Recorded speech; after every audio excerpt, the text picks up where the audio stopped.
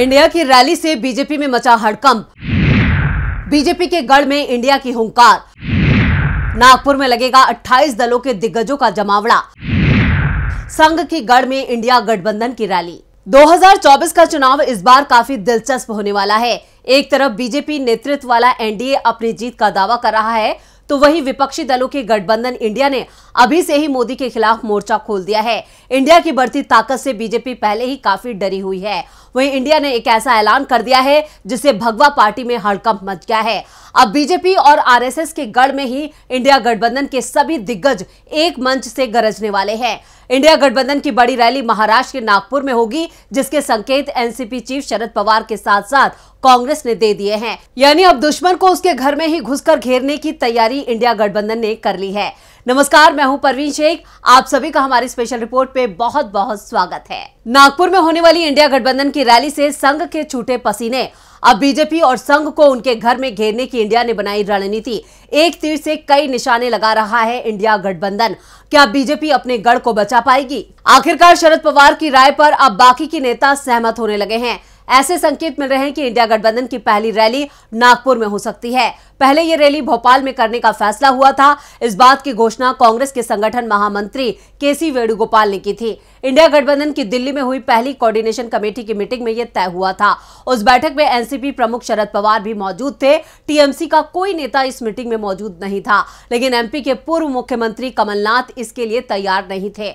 उन्होंने 15 सितंबर को इस रैली को रद्द करने की जानकारी मीडिया को दे दी थी। कमलनाथ नहीं चाहते थे कि विधानसभा चुनाव की तैयारी छोड़कर वो किसी और जनसभा की तैयारी में जुट जाए। वैसे भी एमपी में कांग्रेस के अलावा इंडिया गठबंधन के किसी घटक दल का कोई प्रभाव नहीं है। इस बार एमपी चुनाव में कांग्रेस बीजेपी को सीधी टक्कर दे रही है और जो सर्वे आ रहे हैं वो भी बता रहे हैं कि राज्य में कांग्रेस काफी मजबूत है। वहीं कांग्रेस ने अब तक बीजेपी पर बढ़त बना रखी है। ऐसे में कांग्रेस और पीसीसी चीफ कमलनाथ कोई जोखिम नहीं लेना चाहते थे और न ही बीजेपी को बढ़त का कोई मौका देना चाहते थे। इसलिए उन्होंने साफ कर दिया था कि भोपाल में अभी ये रैली नहीं हो पाएगी। लेकिन अब ये संकेत मिल रहे हैं कि इंडिया गठबंधन की अगली बैठक भी नागपुर में होगी, जिसकी तैयारियां अभी से शुरू हो गई हैं। इंडिया गठबंधन की अगली बैठक नागपुर में होगी। इस बार इंडिया गठबंधन की बैठक में 28 से ज्यादा दलों के जुटने की संभावना है।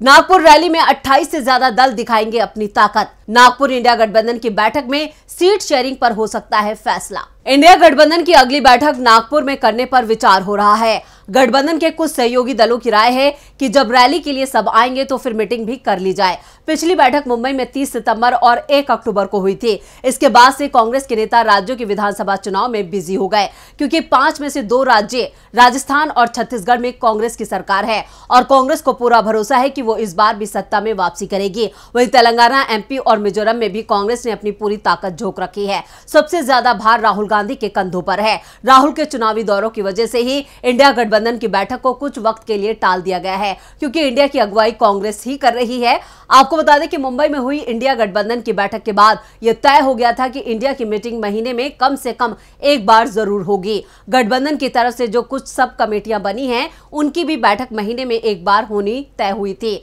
ऐसा लगता है कि इंडिया ब्लॉक वाले नेता वेट एंड वॉच में चले गए हैं, जबकि तय यह हुआ था कि 31 अक्टूबर तक सीटों के बंटवारे को लेकर भी फार्मूला तय हो जाए। लेकिन अब तक गठबंधन का नाम रखने के अलावा कुछ भी संभव नहीं हो पाया है। अब 5 राज्यों के विधानसभा चुनावों के बाद इंडिया गठबंधन लोकसभा चुनाव के मैदान में उतर जाएगा। यानी 3 दिसंबर को जैसे ही 5 राज्यों के चुनावी नतीजे घोषित होंगे, वैसे ही इंडिया गठबंधन की बैठकों का दौर शुरू हो जाएगा। इंडिया गठबंधन में कुछ सहमत, कुछ असहमत। इंडिया गठबंधन की रैली की तारीख का ऐलान जल्द। विधानसभा चुनाव के नतीजों के बाद दिसंबर में हो सकती है इंडिया गठबंधन की रैली।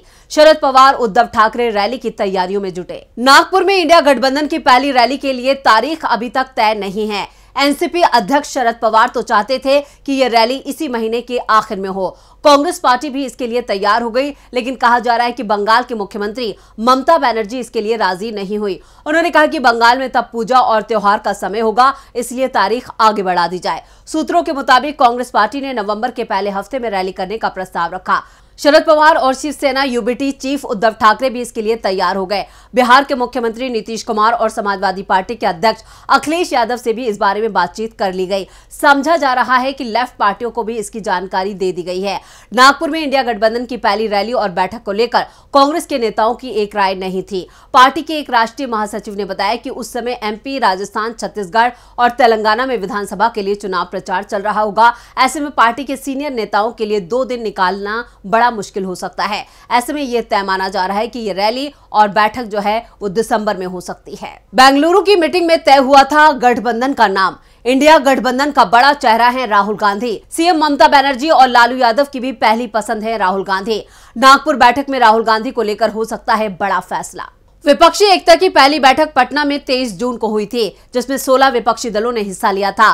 तब तो गठबंधन का नाम भी तय नहीं हो पाया था। फिर बेंगलुरु की मीटिंग में आपसी सहमति से गठबंधन का नाम इंडिया रखा गया। मुंबई में गठबंधन की तीसरी बैठक में कई फैसले किए गए। साथ ही प्रचार से लेकर कोऑर्डिनेशन कमेटी भी तय कर दी गई। सारे बड़े फैसले लेने का अधिकार कोऑर्डिनेशन कमेटी के पास है। टीएमसी को छोड़कर सभी पार्टियां जातिगत जनगणना के मुद्दे पर एक साथ हैं। गठबंधन के सामने सबसे बड़ी चुनौती लोकसभा चुनावों को लेकर सीटों के तालमेल की है। खबरों की माने तो इस बार नागपुर की रैली और बैठक में राहुल गांधी की भूमिका खास होने वाली है, क्योंकि राहुल के बयानों में संघ और बीजेपी सबसे ऊपर रहते हैं। महाराष्ट्र के नागपुर को इंडिया गठबंधन की रैली के लिए सबसे अच्छी जगह माना जा रहा है। दरअसल महाराष्ट्र में 3 पार्टियों का मजबूत गठबंधन है। कांग्रेस के साथ शिवसेना का उद्धव ठाकरे गुट और एनसीपी का शरद पवार गुट है। इन तीनों पार्टियों के प्रदेश नेता पहले से राज्य के अलग अलग हिस्सों में रैली कर रहे हैं। उनकी रैली को अच्छा रिस्पांस भी मिल रहा है। बताया जा रहा है कि राज्य की महाविकास अघाड़ी को नागपुर में रैली करने का जिम्मा दिया गया है। पहले से ही चल रही रैलियों की कड़ी में एक रैली नागपुर में हो जाएगी, जिसमें प्रदेश के नेताओं के साथ साथ विपक्षी गठबंधन इंडिया के नेता भी शामिल हो जाएंगे। इसके लिए अलग से ज्यादा तैयारी करने की जरूरत नहीं रह जाएगी।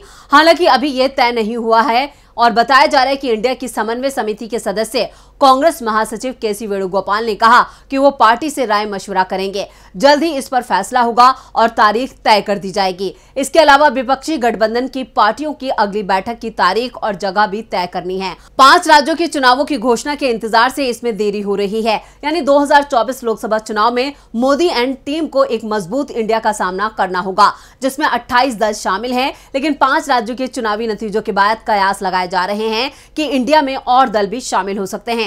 खबरों की माने तो इन दलों की संख्या 30 से ऊपर जा सकती है। तो ये थी हमारी स्पेशल रिपोर्ट। आपको हमारा ये वीडियो कैसा लगा, नीचे कमेंट बॉक्स में अपनी राय जरूर दें और इस वीडियो को ज्यादा से ज्यादा लाइक करें और शेयर करें। देखते रहिए डीबी लाइव। नमस्कार। हमारे चैनल से जुड़े रहने के लिए YouTube पर टाइप करें डीबी लाइव, सब्सक्राइब बटन को क्लिक करें और बेल आइकन को दबाना न भूलें, ताकि खबरें आप तक पहुंचती रहें। देखते रहिए डीबी लाइव, क्योंकि यहाँ हैं खबरें लगातार।